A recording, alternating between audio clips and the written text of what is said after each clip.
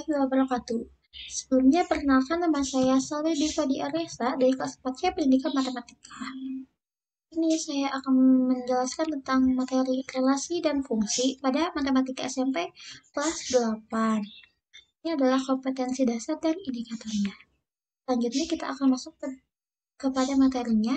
Yang pertama yaitu relasi. Relasi adalah menyatakan hubungan antara anggota himpunan dengan anggota himpunan lainnya. Himpunan A dan himpunan B dikatakan memiliki relasi jika ada anggota himpunan yang saling berpasangan. Cara menyatakan relasi ada 3. Contohnya yaitu, misalnya ada 4 orang anak yaitu Ali, Siti, Amir, dan Rizky. Mereka diminta untuk menyebutkan warna favorit mereka. Ali menyukai warna merah, Siti menyukai warna ungu, Amir menyukai warna hitam, dan Rizky menyukai warna merah. Dari hasil uraian tersebut terdapat dua himpunan, yaitu himpunan pertama adalah himpunan anak, kita sebut himpunan A. Dan himpunan yang kedua adalah himpunan warna, yang kita sebut himpunan B. Yang pertama yaitu diagram panah. Nah, himpunan A adalah himpunan anak. Jadi, Ali, Siti, Amir masuk ke dalam himpunan A. Dan himpunan B adalah himpunan warna, maka merah, ungu, dan hitam adalah anggota himpunan B. Karena di soal disebutkan bahwa Ali menyukai merah, Siti menyukai ungu, Amir menyukai hitam, dan Rizky menyukai merah. Maka diagram panahnya akan seperti ini. Selanjutnya yaitu diagram kartesius. Nah, sama halnya seperti diagram panah, yaitu Ali menyukai merah, Siti menyukai ungu, Amir menyukai hitam, dan Rizky menyukai warna merah. Selanjutnya yaitu himpunan pasangan berurutan.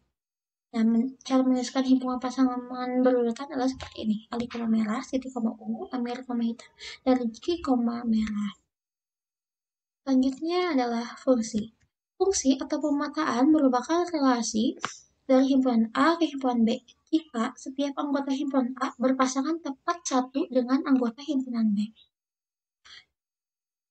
Maka contoh fungsi atau pemetaan seperti ini. Anggota himpunan A berpasangan dengan tepat satu anggota himpunan B. Ini adalah contoh fungsi atau pemetaan, contoh bukan fungsi atau pemetaan. Yaitu anggota himpunan A tidak tepat satu dengan anggota himpunan B.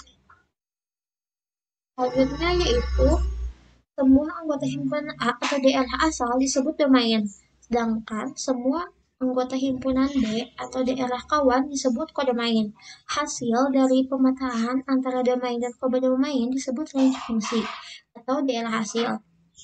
Nah, sama halnya dengan relasi, fungsi juga dapat dinyatakan dalam bentuk diagram panah, himpunan pasangan berurutan, dan diagram kartesius. Nah, kita memiliki contoh seperti ini. Himpunan A beranggotakan 1, 2, 3, dan himpunan B beranggotakan 1, 2, 3, dan 4. Nah, dari diagram panah di samping dapat disebutkan bahwa domainnya yaitu himpunan A ya, berarti domainnya beranggotakan 1, 2, 3. Dan kodomainnya yaitu 1, 2, 3, dan 4.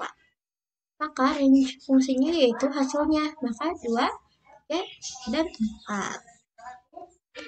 Selanjutnya yaitu banyaknya fungsi. Jika banyaknya anggota himpunan A adalah NA dan banyaknya anggota himpunan B adalah NB, maka banyaknya fungsi yang mungkin dari A ke B sama dengan NB pangkat NA.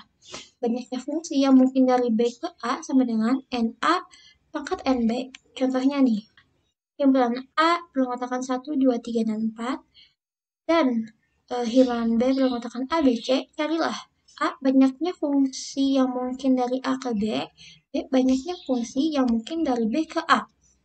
Maka kita jawab, diketahui bahwa NA-nya yaitu 4 ya, 1, 2, 3, 4, dan MB-nya adalah 3, 1, 2, 3.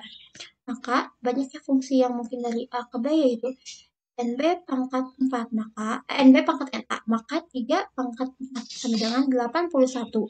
Banyaknya fungsi yang mungkin dari B ke A adalah NA pangkat NB, maka 4 pangkat 3 sama dengan 64. Selanjutnya yaitu notasi dan rumus fungsi linear. Yang A yaitu notasi fungsi linear. Fungsi linear dinotasikan dengan f memetakan x ke ax tambah b. Maka f sama dengan nama fungsi, x sama dengan anggota daerah asal, dan ax tambah b sama dengan bayangan dari x. Yang B, rumus fungsi linear fx sama dengan ax tambah b, x variabel dan fx nilai fungsi. Contohnya, fx sama dengan 2x tambah 2. Maka nilai fungsi untuk x sama dengan 2 adalah f2 sama dengan 2 dikali 2 ditambah 2 sama dengan 6. Selanjutnya yaitu C, grafik fungsi linear. Contoh, gambarlah grafik fungsi fx sama dengan 2x ditambah 2. Kita jawab, yang pertama tentukan titik potong sumbu x dan sumbu y terlebih dahulu. Nah, titik potong dari sumbu x jika fx sama dengan 0, maka 0 sama dengan 2x tambah 2, maka 2x sama dengan 2, maka x sama dengan negatif 1. Diperoleh titiknya yaitu negatif 1,0. Nah, lalu kita cari titik potong dengan sumbu y jika x sama dengan 0. Maka fx sama dengan 2x tambah 2, fx sama dengan 2 dikali 0 ditambah 2 sama dengan 2. Maka diperoleh titiknya 0,2. Selanjutnya itu kita buat sumbu koordinat dengan titik-titik negatif 1,0 dan 0,2. Maka kita tarik garis lurus yang melewati titik-titik koordinat tersebut ya. Selanjutnya yaitu korespondensi 1-1. Suatu fungsi disebut korespondensi 1-1 jika setiap anggota A dapat berpasangan dengan setiap anggota B. Contohnya adalah seperti ini. Maka banyaknya korespondensi 1-1 yang mungkin antara himpunan A dan B adalah 1 dikali 2 dikali 3 dikali titik dikali n-1 dikali n. Kita contohkan himpunan A beranggotakan 1, 2, 3 dan himpunan B beranggotakan A, B, C. Maka banyaknya korespondensi 1-1 yang mungkin untuk himpunan A dan B adalah 1 dikali 2 dikali 3 sama dengan 6. Terima kasih sudah menyimak pemaparan materi tentang relasi dan fungsi. Mohon maaf bila banyak kesalahan. Assalamualaikum warahmatullahi wabarakatuh. Assalamualaikum warahmatullahi wabarakatuh. Perkenalkan, saya Uzen Fauzi dari kelas 4C Pendidikan Matematika. Pada video kali ini saya akan menyampaikan materi yang cukup unik dan menjadi materi dasar untuk belajar matematika. Uniknya karena pada materi ini tidak terlalu banyak angka-angka, belum sampai ke hitung-menghitung, tetapi menjadi landasan untuk mempelajari matematika ke depannya.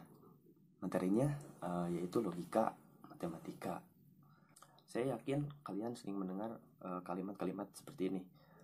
Kalau ngomong itu pakai logika gitu, atau wah kamu ngomongnya nggak logis, tidak logis gitu. Nah, logika itu sendiri konsepnya sebenarnya merupakan sebuah aturan berpikir. Jadi ketika seseorang berpikir tidak logis, berarti dia berpikir tanpa menggunakan aturan-aturan logika. Emang ada orang-orang yang tidak memakai aturan logika, tidak memakai aturan berpikir, banyak banget gitu. Apalagi kalau contoh kecilnya, misalnya orang yang sedang marah. Nah, itu kan biasanya kalau ngomong nggak logis, tidak memakai aturan berpikir. Yang paling penting nih, kalimat. Tentang kalimat. Sebelum masuk ke berbagai aturan-aturan logika, kalian harus paham dulu mengenai kalimat. Kalau dilihat di bagan kalimat itu ada yang disebut dengan kalimat pernyataan atau kalimat deklaratif. Terus ada yang bukan pernyataan atau non deklaratif. Dua aja dulu. Yang pertama kalimat pernyataan. Nah, kalimat pernyataan ini sederhananya adalah sebuah kalimat yang bisa ditentukan nilai kebenarannya atau bisa ditentukan benar atau tidaknya sebuah kalimat. Contohnya gimana? Contohnya seperti saya mempunyai 2 tangan. Itu contohnya. Kira-kira kalimat tersebut benar atau salah. Oke, benar ya, berarti itu merupakan sebuah pernyataan. Terus yang kedua, 3 tambah 3 sama dengan 7, benar atau salah? Salah. Nah, karena bisa ditentukan bahwa kalimat tersebut salah, maka kalimat tersebut merupakan sebuah pernyataan. Beda lagi kalau misalkan kalimatnya, wah makanan ini enak, atau kamu cantik sekali gitu.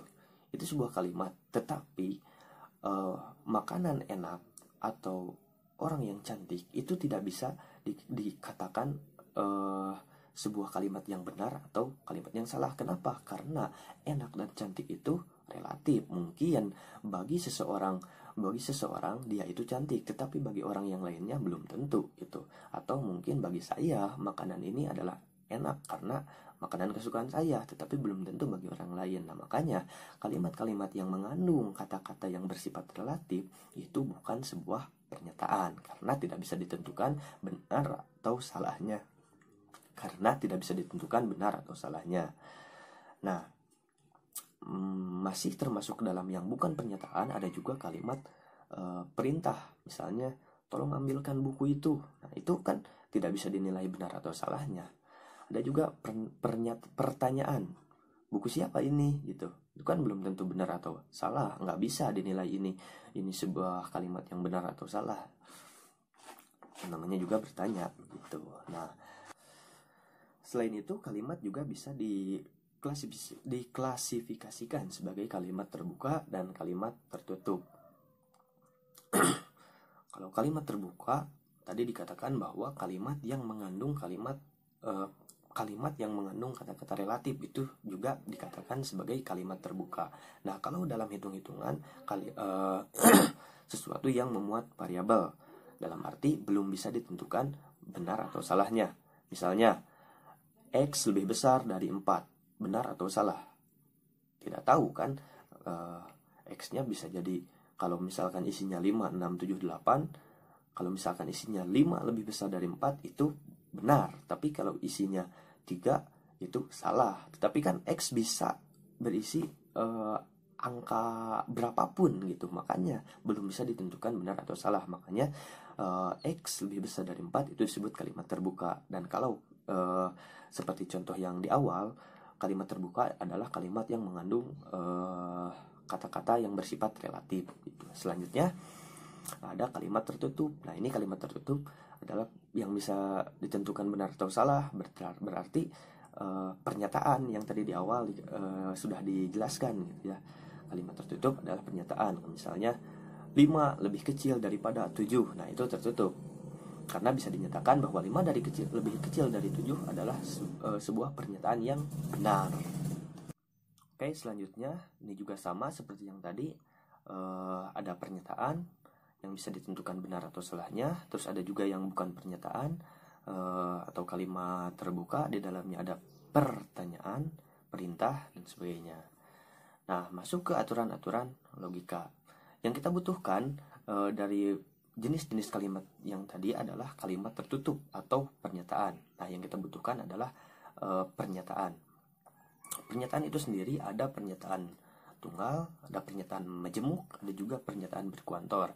Nah, yang akan saya bahas pada video kali ini hanya terbatas pada kalimat tunggal dan kalimat majemuk dan kalimat majemuk. Kalimat majemuk pun yang saya sampaikan hanya di konjungsi, disjungsi, dan implikasi. Nah, untuk sisanya berimplikasi, pernyataan berkuantor, dan yang terakhir adalah penarikan kesimpulan, mungkin akan saya sampaikan di video pada kesempatan yang lain. Oke, kita mulai masuk ke aturan-aturan logika. Mulai dari pernyataan tunggal. Sebenarnya beberapa pernyataan yang saya sampaikan sebagai contoh di awal tadi merupakan pernyataan tunggal. Kenapa? Karena pernyataan-pernyataan tersebut tidak memiliki keterkaitan. Oleh karena itu disebut pernyataan tunggal. Nah, di sini juga saya memiliki beberapa contoh. Yang pertama, Budi adalah orang Indonesia. Terus yang kedua adalah 3 tambah 3 sama dengan 6, dan seterusnya bisa dilihat di gambar. Nah, Pernyataan-pernyataan tersebut tidak memiliki keterkaitan dengan pernyataan yang lainnya, bahwa Budi merupakan orang Indonesia tidak ada hubungannya dengan 3 tambah 3 sama dengan 6. Nah, selanjutnya ada juga yang disebut dengan ingkaran. Ingkaran itu adalah kebalikan dari pernyataan. Jadi misalkan kalau saya bilang A, maka ingkarannya adalah tidak benar bahwa A, atau bukan A atau tidak A. Nah, langsung ke contoh saja. Seperti Budi adalah orang Indonesia. Maka ingkarannya tidak benar bahwa Budi adalah orang Indonesia, atau Budi bukan orang Indonesia, atau Budi tidak tinggal di Indonesia. Itu ingkarannya. Kalau diterapkan ke contoh kedua, 3 tambah 3 sama dengan 6, ingkarannya tidak benar bahwa 3 tambah 3 sama dengan 6. Nah, jadi kita bisa menarik kesimpulan, kalau pernyataan semula benar, maka ingkarannya salah. Kalau pernyataan semula salah, maka ingkarannya benar gitu. 3 tambah 3 sama dengan 7, itu pernyataan semula. Ingkarannya tidak benar bahwa 3 tambah 3 sama dengan 7 gitu. Selanjutnya adalah pernyataan majemuk.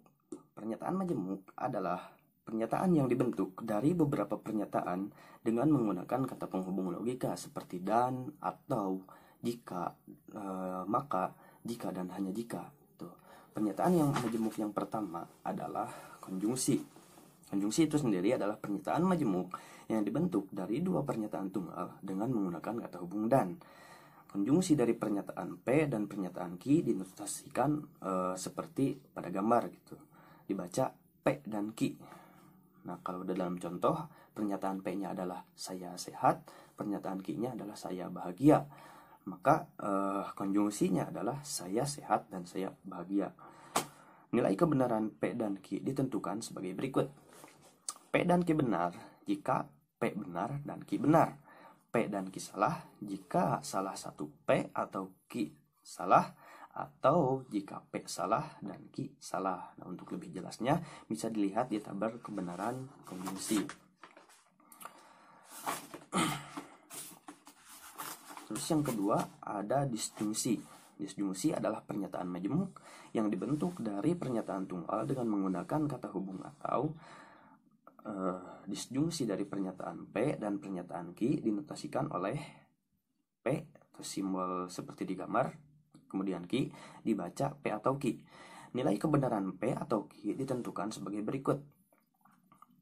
P atau Q benar jika salah satu P atau Q benar, atau jika P dan Q keduanya benar. P atau Q salah jika P dan Q keduanya salah. Nah, untuk tabel kebenarannya bisa dilihat seperti ini ya. Nah, terus yang ketiga ada implikasi. Implikasi adalah pernyataan majemuk yang dibentuk dari 2 pernyataan tunggal dengan menggunakan kata hubung jika titik maka. Implikasi dari pernyataan P terhadap Q dinotasikan oleh seperti pada gambar P simbol panah, dapat dibaca jika P maka Q, jika pernyataan P maka pernyataan Q. Nah, untuk nilai kebenarannya, jika P maka Q salah. P jika P maka Q salah. Jika P benar dan Q salah. Jika P maka Q benar untuk komposisi yang lainnya. Atau seperti ini. Atau bisa dilihat di tabel kebenarannya. P benar, Q benar. Jika P maka Q bernilai benar. P benar, Q salah. Jika P maka Q bernilai salah. Atau contohnya seperti ini.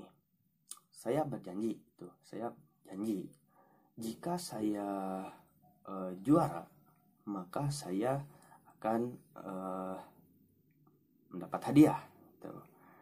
Jika saya juara saya akan mendapat hadiah. Yang pertama, saya juara, maka saya mendapat hadiah, benar. Yang kedua, saya juara tetapi saya tidak mendapatkan hadiah, berarti salah, begitu. Terus saya tidak juara tetapi saya tetap mendapat hadiah, benar juga gitu. Yang terakhir, saya tidak juara, saya tidak mendapat hadiah, ya iyalah, ya benar, tidak juara tidak mendapat hadiah. Itu contohnya. Oh iya, ada yang terlewat. Untuk negasinya, negasi dari pernyataan majemuk, kalian bisa lihat kembali di slide sebelumnya, karena saya tidak cukup waktu untuk menyampaikannya dan saya rasa kalian bisa memahami sendiri. Yang penting ingat saja, negasi atau ingkaran adalah kebalikan dari pernyataan. Jika pernyataan benar, maka negasinya salah.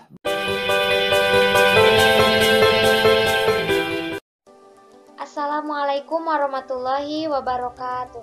Perkenalkan, nama saya Zalfa Uribda Nur Salama dari Pendidikan Matematika kelas 4C dengan NIM 119205013. Di sini saya akan membahas tentang materi bangun ruang sisi lengkung untuk SMP sederajat.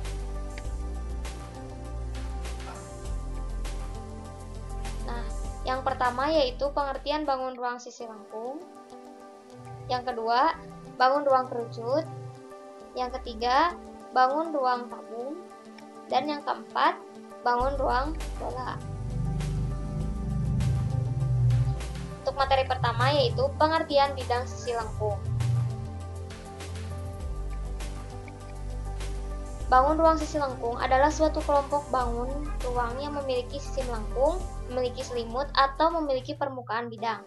Kelompok bangun ruang yang memiliki sisi lengkung yaitu bola, kerucut, dan tabung. Yang kedua yaitu bangun ruang kerucut. Apa sih kerucut itu? Kerucut merupakan bangun ruang yang memiliki alas berbentuk lingkaran, di mana lingkaran tersebut ditutupi oleh selimut yang memiliki ketinggian sejumlah T. Selimut tersebut disebut garis pelukis. Unsur-unsur yang terdapat pada kerucut adalah R, yaitu jari-jari lingkaran, T, tinggi kerucut, dan S, garis pelukis kerucut. Jaring-jaring kerucutnya sebagai berikut ya. Nih, jaring-jaringnya. Lanjut ke sifat-sifat bangun ruang kerucut. Kerucut memiliki dua sisi. Kerucut tidak memiliki rusuk. Lalu kerucut memiliki satu titik sudut. Yang keempat, jaring-jaring kerucut terdiri atas lingkaran serta segitiga, tidak memiliki bidang diagonal maupun diagonal bidang. Rumus pada bangun ruang kerucut yaitu untuk volumenya sepertiga dikali V dikali R dikali R kali tinggi. Rumus untuk menghitung luasnya yaitu luas alas ditambah luas selimut. Luas alasnya dihitung seperti luas lingkaran ya, dengan keterangan R sama dengan jari-jari, T sama dengan tinggi, dan V 22/7 atau 3,14. Contoh soal, tentukan volume kerucut jika diameter alasnya 10 dm dan tingginya 4 dm. Untuk volume, rumusnya yaitu sepertiga dikali V dikali R kuadrat dikali tinggi. Kita masukkan sepertiga dikali 3,14 dikali 5. Kenapa tidak 10? Karena R sama dengan 2R sama dengan diameter, maka R-nya sama dengan 5. Karena 10 dibagi 2 sama dengan 5. 5 dikali 5 dikali 4.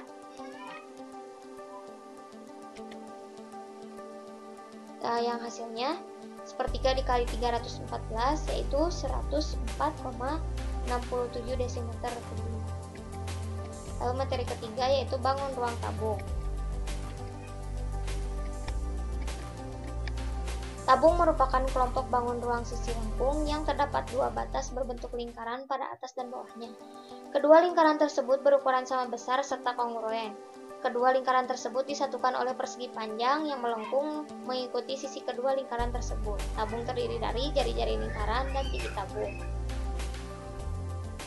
Sifat-sifat bangun ruang tabung yaitu tabung memiliki 3 buah sisi, 1 persegi panjang, 2 lingkaran, tidak memiliki rusuk, tidak memiliki titik sudut, tidak memiliki bidang diagonal maupun diagonal bidang. Tabung memiliki sisi alas serta sisi atas berhadapan yang kongruen. Tinggi tabung merupakan jarak titik pusat bidang lingkaran alas dengan titik pusat lingkaran atas. Bidang tegak tabung berwujud lengkungan yang disebut sebagai selimut tabung, dan jari-jari tabung berwujud 2 buah lingkaran serta 1 persegi panjang. Seperti ini. Lalu rumus-rumus pada bangun tabung yaitu luas alas sama dengan luas tutup sama dengan luas lingkaran yaitu VR kuadrat. Lalu luas selimut tabung 2 VRT, luas permukaan tabung yaitu luas alas ditambah luas tutup ditambah luas selimut, yaitu VR kuadrat ditambah VR kuadrat ditambah 2 VRT, yaitu 2 VR kuadrat ditambahkan jadi 2 VR kuadrat ditambah 2 VRT, yang menghasilkan 2 VR dikali R ditambah T. Untuk volume tabungnya yaitu luas alas dikali tinggi, yaitu VR kuadrat T. Contoh soalnya, panjang jari-jari alas dari suatu tabung yaitu 10,5 cm serta tingginya 20 cm. Untuk V-nya 22/7. Hitunglah luas selimut tabung dan luas tabung seluruhnya. Luas selimut tabung menggunakan rumus 2 VRT ya, sehingga luas selimut tabung yaitu 2 dikali 22/7 dikali 10,5 dikali 20 yang menghasilkan 1320 cm². Lalu untuk luas tabung seluruhnya menggunakan rumus 2 VR dikali R ditambah T, sehingga 2 kali 22/7 dikali 10,5 dikali 10,5 ditambah 7 ditambah 20, yaitu menghasilkan 2013 cm3. Itu materi keempat, bangun ruang bola. Bola merupakan salah satu bangun ruang yang memiliki sisi melengkung di mana terdapat jari-jari di dalamnya. Panjang sisi satu ke sisi lainnya disebut dengan diameter, atau bisa dikatakan panjang 2R sama dengan diameter. Unsur pada bola yaitu R sama dengan jari-jari bola. Sifat-sifat bangun ruang bola. Bola memiliki satu sisi serta satu titik pusat. Bola tidak memiliki rusuk, bola tidak memiliki titik sudut, tidak memiliki bidang diagonal maupun diagonal bidang. Sisi bola disebut sebagai dinding bola. Jarak dinding ke dinding pusat, jarak dinding ke titik pusat bola disebut sebagai jari-jari, dan jarak dinding ke dinding serta melewati titik pusat disebut sebagai diameter. Nah, rumus-rumus pada bangun bola yaitu luas permukaan bola sama dengan 4 VR kuadrat, dan untuk volume bola yaitu 4/3 dikali VR kubik. Contoh soalnya, sebuah balon udara berwujud bola serta terbuat dari bahan elastis. Hitunglah berapa luas bahan yang dibutuhkan untuk membuat balon udara tersebut apabila diameternya 28 meter dengan V 22/7. Nah, karena diameternya 28, maka R-nya sama dengan 14. Yang ditanyakan luas permukaan ya. Penyelesaiannya itu luas sama dengan VR kuadrat. Kita masukkan 4 dikali 22/7 dikali 14 dikali 14 yang menghasilkan 2464 meter kuadrat. Sehingga luas bahan yang diperlukan yakni 2464 meter kuadrat. Jadi kesimpulannya itu, bangun ruang sisi lengkung adalah suatu kelompok bangun ruang yang memiliki sisi melengkung, memiliki selimut, atau memiliki permukaan bidang. Kelompok bangun ruang yang memiliki sisi lengkung yaitu bola, kerucut, dan tabung. Kerucut merupakan bangun ruang yang memiliki alas berbentuk lingkaran, di mana lingkaran tersebut ditutupi oleh selimut yang memiliki ketinggian sejumlah T. Selimut tersebut disebut garis pelukis. Tabung merupakan kelompok bangun ruang sisi lengkung yang terdapat dua batas berbentuk lingkaran pada atas dan bawahnya. Lalu bola merupakan salah satu bangun ruang yang memiliki sisi melengkung di mana terdapat jari-jari di dalamnya.